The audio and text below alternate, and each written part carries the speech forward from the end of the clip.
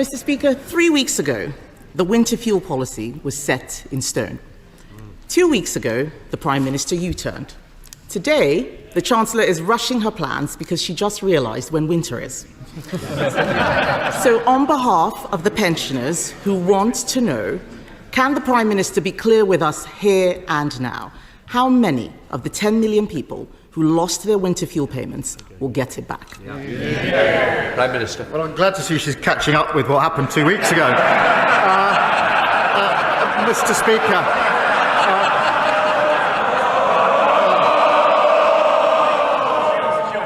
Mr. Speaker, at the budget, we took the right decision to stabilise the economy because of the £22 billion black hole that lay left. And the signs, we took the right decisions. The growth figures are up, the interest rates have been cut, and we got 3 trade deals. So we will look again, as I said 2 weeks ago, at the eligibility for winter fuel, and of course we'll set out how we pay for it. But because we've stabilised the economy, Mr. Speaker, we on this side are committed to the triple lock, and that increased pensions by over £400 this April. On their side, they say the triple lock is unsustainable, and I think her position is she wants to means test it. Mr. Speaker, the Prime Minister clearly has selective amnesia. I asked him 3 questions about the winter fuel payment 2 weeks ago, and he was floundering. The fact is, he hasn't answered the question I asked him. He hasn't answered the question I asked him. He can't tell us who will get the payments. All we see is U-turn after U-turn. His head must be spinning. Will he apologise now for taking the payments away in the first place, including to his own backbenchers? And can he tell us how he's going to pay for this? Well, Mr. Speaker, we took the right decisions at the budget because we needed to stabilise the economy. She needs to apologise for the fact that they left the economy in a terrible state. With our mini-budget which blew up the economy, we were left with a £22 billion black hole. When she gets up, perhaps she should apologise for that. Mr. Speaker, the OBR has said there was no such black hole. He's just given away £30 billion for the Chagos Island. That's his black hole. He hasn't stabilised the economy. Borrowing prices are higher now than any time in the last Parliament. He has not stabilised the economy. He has no clear answers on what he's doing. It's just chaos, chaos, chaos. He keeps making announcements with no detail. So let's move to another area of confusion. Can we get a simple answer? Will the government keep the 2-child benefit cap? Prime Minister. Mr. Speaker, I'm absolutely determined that we will drive down child poverty. That's one of the proudest things of the last Labour government. That's why we've got a task force. That's why we've got a strategy, and we'll set out that strategy in due course. But we drive child poverty down. Under them, poverty always goes up.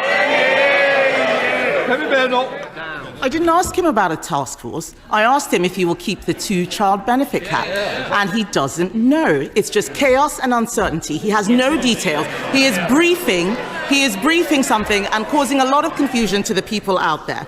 But on that 2-child benefit cap, Mr. Speaker, I'll tell him this. I believe in family, but I also believe in fairness. Yes. On this side of the House, we believe that people on benefits should have to make the same choices on having children as everyone else. Yes. What does the Prime Minister believe? Mr. Speaker, I believe profoundly in driving down poverty and child poverty. That's why we'll put a strategy in place. But she talks about head spinning. There's only one leader, Mr. Speaker, who's been praised this week by the Russian embassy.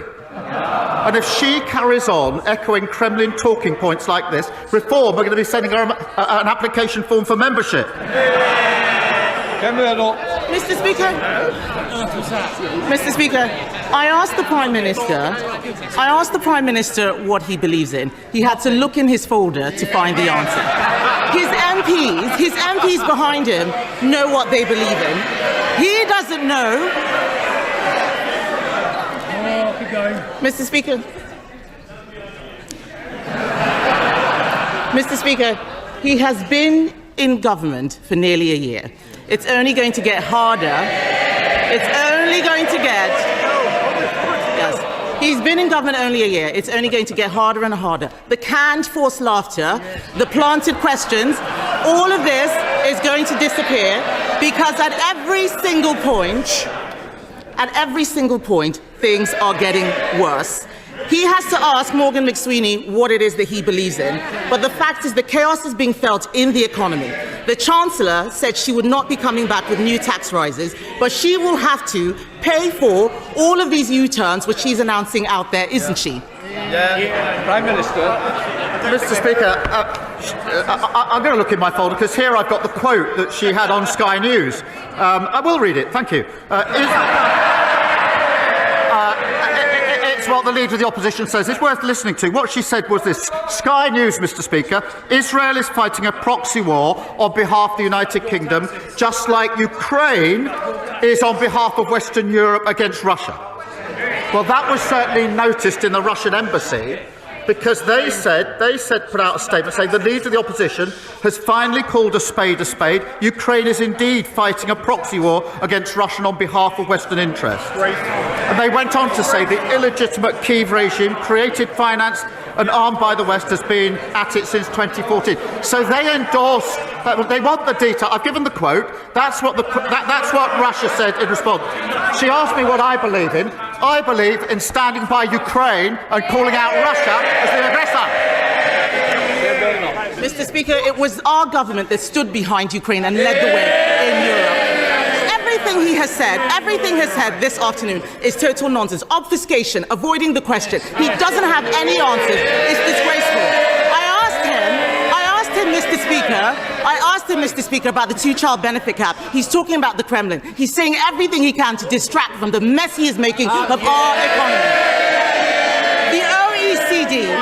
The OECD has downgraded growth for the next 2 years. He can't rule out tax rises. The police chiefs are saying they don't have the money they need to keep the public safe. Just as he's releasing more criminals onto the streets. His cabinet are squabbling with each other. They've said that they've lost control of the borders, but he still managed, Mr. Speaker, to find £30 billion to give away the Chagos Islands. This is total and utter chaos. 2 weeks ago, he was crowing about his historic trade deal and how he got 0% tariffs on steel. Now the steel industry will face 25% tariffs unless he does exactly what President Trump tells him to. It is chaos, chaos, chaos. And isn't the root of the chaos, Mr. Speaker, that it is about this Prime Minister, his decisions and his judgment?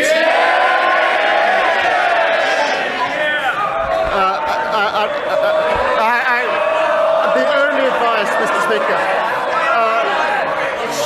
she gets up on a Wednesday morning, scrolls through social media, never does anything. We're the only country in the world that isn't paying the 50% tax on steel. And we're working in the rest, and that will be coming down. We are working on it to bring it down to zero. That is going to happen. Order. Please.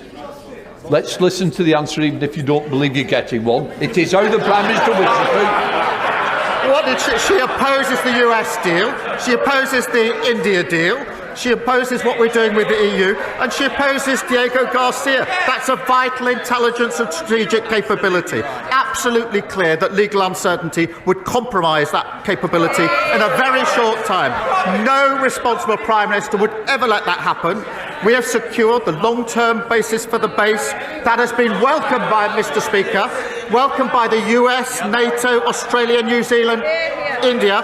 They're our allies. It's been opposed by our adversaries, Russia, China and Iran. And into that column we have reform, presumably following Putin, and the Tories following reform.